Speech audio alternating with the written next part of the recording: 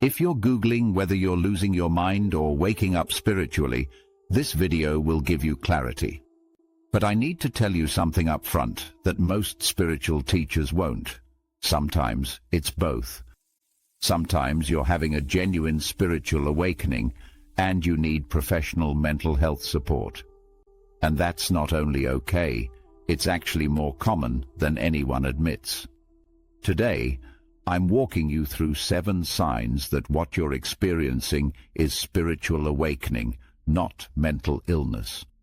But I'm also going to show you when these signs cross into territory that requires help beyond spiritual understanding.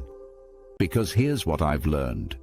The bravest thing spiritually awakening people do isn't push through alone. It's recognized when they need support.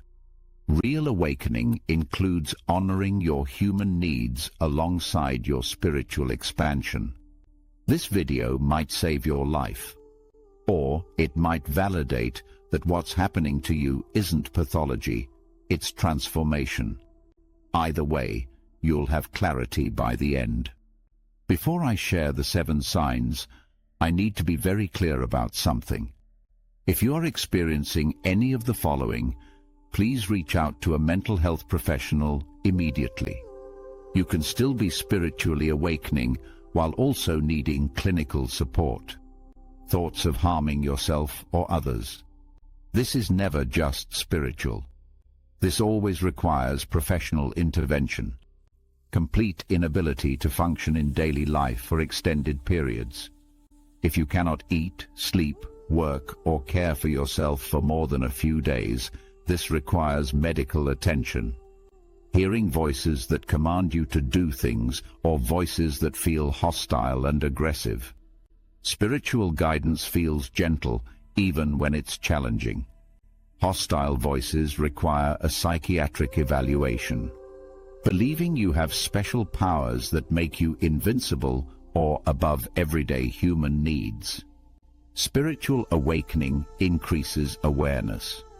It doesn't make you superhuman or immune to consequences. Complete disconnection from reality, where you can't distinguish between what's happening internally and what's happening externally. Some reality distortion is normal during intense awakening. Complete disconnection requires professional help. I'm not saying these experiences mean you're not awakening. They require support from both spiritual and medical perspectives. There is no shame in needing help. In fact, knowing when to ask for help is a sign of spiritual maturity, not weakness. If you're in crisis right now, the National Suicide Prevention Lifeline is 988. The crisis text line is 741741. Please reach out. Now, for those who are experiencing intense shifts but remain basically functional and safe, let me show you the signs that this is a spiritual awakening, not a breakdown. Before we dive into the specific signs, you need to understand the difference between spiritual emergence and spiritual emergency. Spiritual emergence is the natural, gradual expansion of consciousness. It's uncomfortable, sometimes disorienting, but you maintain basic functioning. You can still work, relate to others, and take care of yourself even while everything feels different. A spiritual emergency occurs when the awakening process becomes so intense that you lose the ability to function safely. It's a psychiatric crisis that happens to have spiritual content. It requires immediate intervention. Both are real. Both involve legitimate spiritual transformation. The difference isn't in the experience's authenticity. It's in whether your system can process the transformation safely or whether it's being overwhelmed. Most people experiencing awakening fall into the emergence category. Your life feels like it's falling apart, but you're not actually falling apart. You're restructuring. You can still pay bills, even if work feels meaningless. You can still feed yourself, even if nothing tastes the same. You can still talk to people, even if conversations feel surreal. The 7 signs I'm about to share indicate emergence, not emergency. If you recognize these signs, you're awakening. You're not broken. You don't need to be fixed. You need to be supported through a natural process of consciousness expansion. But if at any point during your awakening you cross into emergency territory where you're not safe or functional, that's when spiritual understanding needs to be supplemented with professional care. Both things can be true simultaneously. The first sign you're spiritually awakening rather than experiencing mental illness is sudden knowing without corresponding learning. You understand concepts you've never studied. You have insights about how reality works that you couldn't have logically derived. You know things about people, situations, or future events without being told. Information downloads into your consciousness fully formed. Let me give you a concrete example. You're talking to someone new, and suddenly you just know they recently lost someone. You don't know how you know. They haven't mentioned it. But the knowing is so clear that when you gently ask, "Have you experienced a loss recently?" they look stunned and say, "Yes." That's awakening knowing. Not because you're psychic or special, but because your consciousness is accessing information beyond the 5 senses. And the mark of healthy awakening? You stay humble about it. You're curious, even slightly freaked out, but you don't use it to manipulate or claim authority. This is different from delusion or grandiosity in specific ways. With awakened knowing, the information feels neutral rather than ego-inflating. You're not claiming you're special or chosen. You're just observing that you suddenly understand things you didn't before. The information is often verifiable. You have an insight about someone and later discover it was accurate. You understand a complex topic, and when you research it, your understanding proves correct. This isn't making things up. It's accessing information through non-ordinary means. This knowing also feels clear rather than confused. Delusion creates muddled, paranoid thinking. Awakening. Knowing feels crystalline even if you can't explain how you know. You might suddenly understand quantum physics without having studied it, or comprehend the nature of consciousness, or know exactly what someone needs to hear without them telling you, or recognize patterns in reality that you previously couldn't see. This happens because awakening expands your access to information. Your consciousness isn't limited to what you've personally learned anymore. You're tapping into larger fields of knowledge. Here's how you know it's awakening rather than delusion. You remain humble about it. You don't claim authority over others because of what you know. You're curious and slightly bewildered by this new capacity. You question it and verify it rather than blindly trusting it. If this knowing makes you feel superior to others, if you start believing you have exclusive access to truth, if you use it to manipulate or control, those are red flags that ego has hijacked the awakening process. Real spiritual knowing increases compassion and curiosity, not arrogance.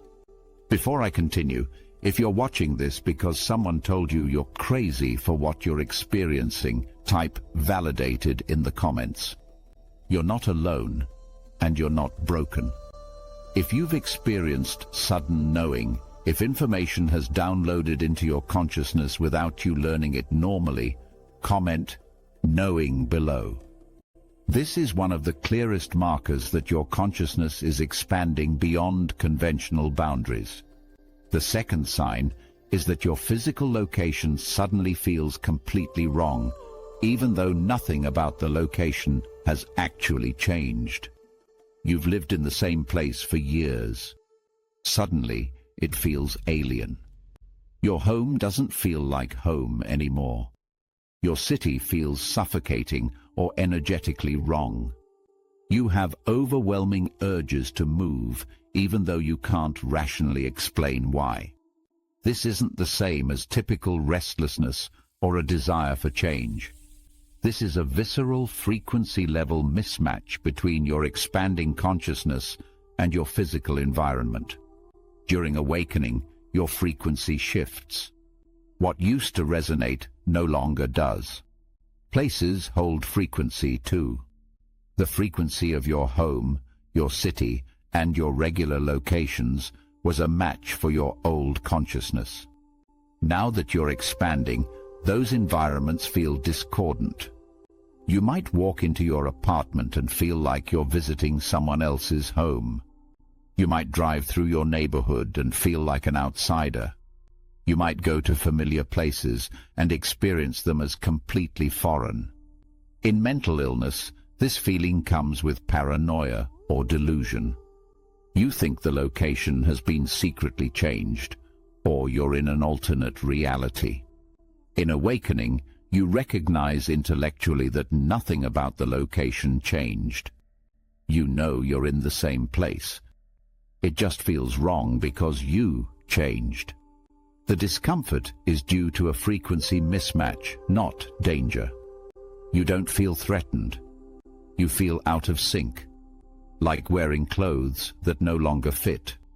This sign often leads people to make significant moves. They relocate to new cities, new regions, sometimes new countries. They're not running from problems. They're seeking energetic alignment with their new frequency. Sometimes the move helps. Sometimes the discomfort follows you because the real mismatch lies between your expanding consciousness and physical reality in general, not just in one location. Here's how you navigate this. Don't make impulsive moves based solely on feeling. Give yourself time to adjust to your new frequency before changing your external circumstances. Sometimes your environment starts feeling right again once you stabilize at your new frequency level. But if after several months the mismatch persists, if you continue feeling like you're in the wrong place despite inner stabilization, that might be genuine guidance to relocate. Trust the consistent pull, not the momentary panic. Okay, sign 3 is going to make you feel less alone in something you probably haven't told anyone yet. Because here's what happens. You wake up one day and suddenly money looks fake. Your job feels like theater. Politics seem like a simulation. You're not becoming cynical, you're seeing through the matrix.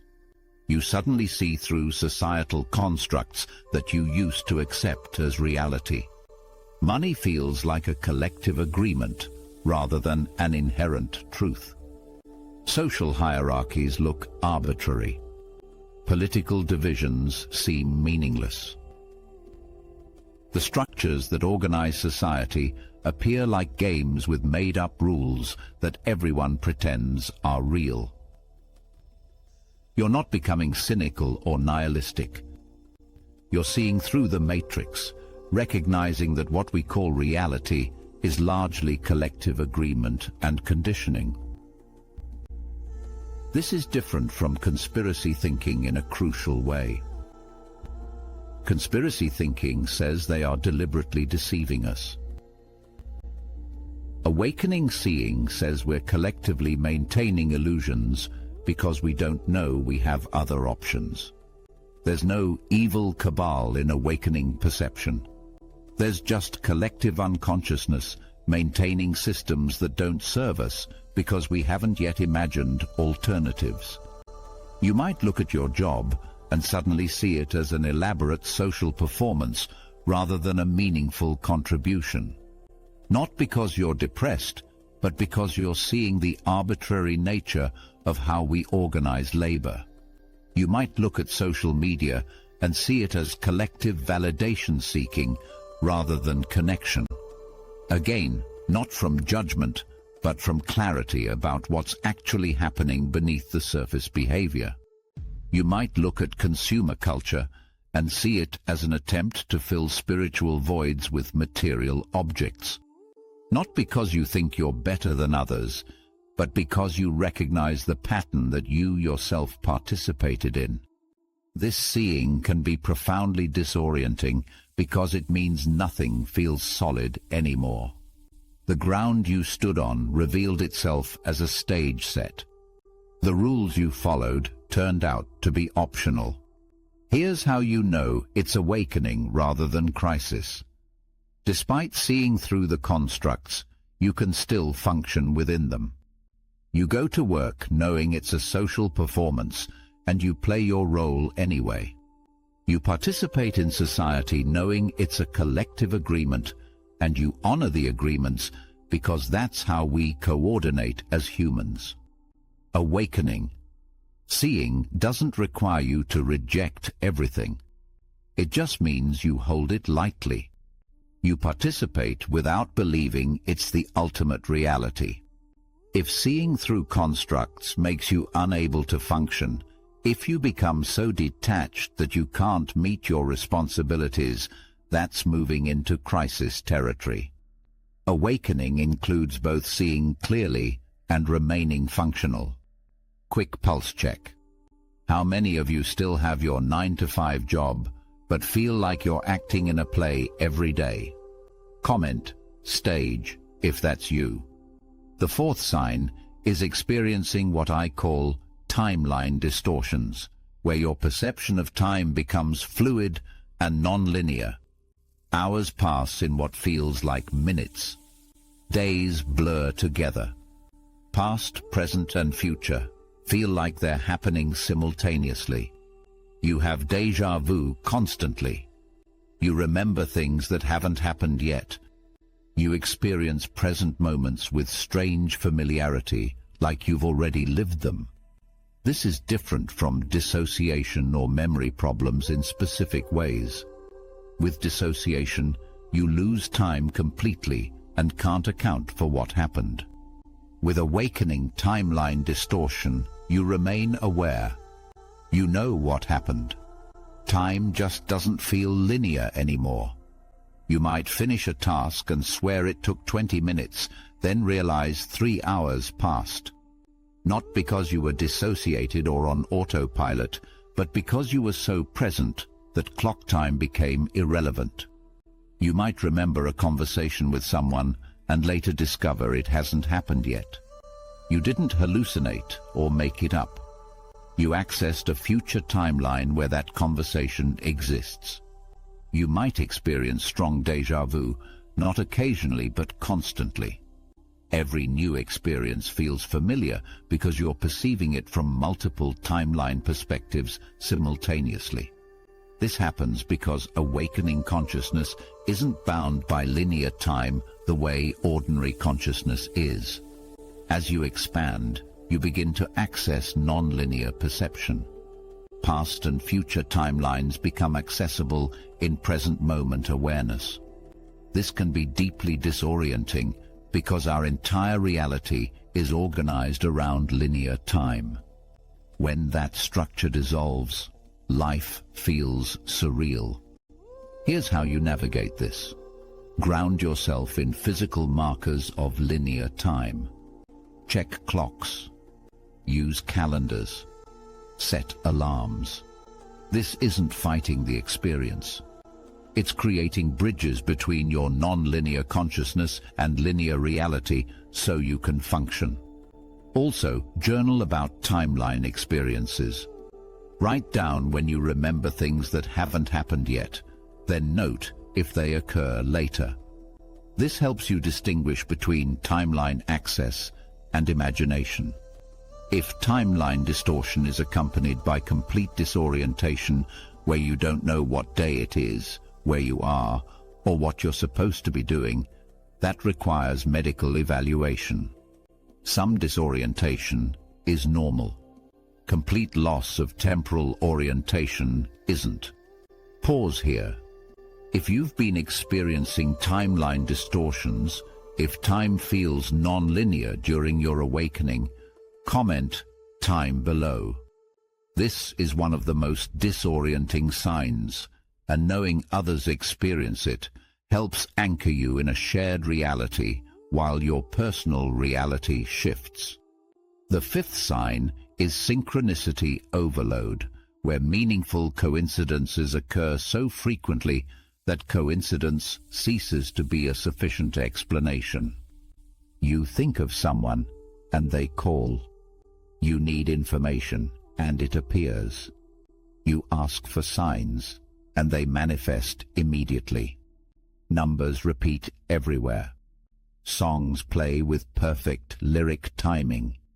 Conversations overlap with your thoughts. The universe is responding to you personally. In mental illness, this becomes ideas of reference, where you believe everything in the external world is about you. In awakening, you recognize that synchronicity is the universe reflecting your consciousness, not the globe personally targeting you. The difference is subtle but crucial. Ideas of reference feel paranoid. Synchronicity feels confirming. Ideas of reference make you feel watched or persecuted. Synchronicity makes you feel connected and supported. During awakening, synchronicity increases because your consciousness is more coherent. You're emitting clearer signals so that the universe can respond more precisely. You're also paying attention differently, noticing the connections that were always there, but you previously dismissed. Some awakened people start trying to force synchronicity, looking for signs in everything, needing constant validation. That's when healthy synchronicity tips into problematic magical thinking. Here's the balance. Synchronicity happens naturally, without effort. If you have to search for it, force it, or convince yourself it's meaningful, it probably isn't. Real synchronicity feels undeniable. It's so precisely timed or specifically relevant that dismissing it as coincidence feels more irrational than accepting it as meaningful. Keep living your life normally and appreciate synchronicity when it occurs. Don't make major decisions based solely on signs.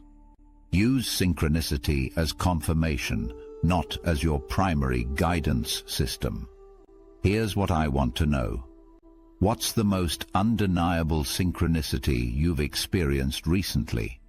Share it below. I read every comment. The sixth sign is receiving downloads of information, usually during sleep or deep meditation, in which complete bodies of knowledge are compressed and transferred into your consciousness. You wake up understanding something complex that you didn't understand before, or you come out of meditation with a complete answer to something you've been struggling with. The information arrives whole, not piece by piece. This is different from sudden insight or aha moments. Downloads feel like files transferring into your mind, like someone installed software while you slept. You wake up and suddenly have access to information or skills you didn't have before. You might download an understanding of your life purpose, or the nature of reality, or how to heal something in yourself or others, or a creative work fully formed, or the answer to a question you've been holding. These downloads often come with energetic sensations, tingling in your head, pressure in your third eye, heat moving through your body. The physical sensations accompany the transfer of information. In psychosis, information that arrives suddenly feels imposed or invasive. In awakening, downloads feel receptive, like you opened to receive something that was waiting for you. The information in downloads is usually helpful and applicable. It helps you move forward. It solves problems. It creates positive change. If the information you're receiving is confusing, contradictory, or leads you into dysfunction, that's not a healthy download. Trust downloads that make your life work better. Question downloads that make your life harder or more chaotic. The seventh and final sign is existential urgency, a feeling that you're running out of time to accomplish something spiritually important, even though you can't always articulate what that something is. You feel like you're supposed to be doing something significant, like you have a mission or purpose that's pressing. Time is short, and you can't waste it anymore on things that don't matter. This urgency feels different from anxiety. Anxiety creates scattered panic. Existential urgency creates focused intensity. You start eliminating everything from your life that feels misaligned, not from judgment, but from clarity about finite time and energy. You become ruthlessly honest about what actually matters to you. This can look like crisis to outside observers. You quit your job, end relationships, change your entire life direction. But you know internally that you're not running away. You're running towards something, even if you can't see it clearly yet. The urgency comes from your soul, recognizing that you're ready for your next level of service or expression. Your old life isn't wrong. It's just complete. The urgency is the push toward whatever's next. In mental illness, this urgency comes with grandiosity or delusion about your importance. In awakening, it comes with humility and uncertainty. You feel called to something, but you don't claim to be special. You feel urgency, but you don't claim to have all the answers. Balance this urgency with patience. Yes, you have work to do. No, you don't have to do it all tomorrow. The urgency is real, but so is the need for sustainable pacing. If you recognized yourself in 3 or more of these signs, you're experiencing genuine spiritual awakening. Not mental illness, not pathology, transformation. But here's what I need you to hear. Awakening and needing support aren't mutually exclusive. The strongest people I know in this process have therapists. The most spiritually mature have support systems. Here's your integration checklist. Number 1. Find a therapist who understands spiritual emergence. Look for terms like transpersonal psychology or holistic mental health. Number 2. Connect with others. Awakening. Online communities, local groups, even one other person who gets it. Number 3. Create grounding rituals. Walks in nature, journaling, anything that anchors you in your body. Number 4. Track your experiences without judgment. Note patterns, not pathology. In the comments, tell me which sign hit hardest. Which one made you realize you're not alone? And if you need more support navigating this, I've created additional resources on integration and grounding practices. Because you don't have to do this alone. You're not supposed to. Subscribe if you want more content on awakening without the toxic positivity or the bypassing. Real talk for real transformation. You're not losing your mind. You're remembering it. The real one. The eternal one. And yes, that process is supposed to crack you open. You're doing it exactly right.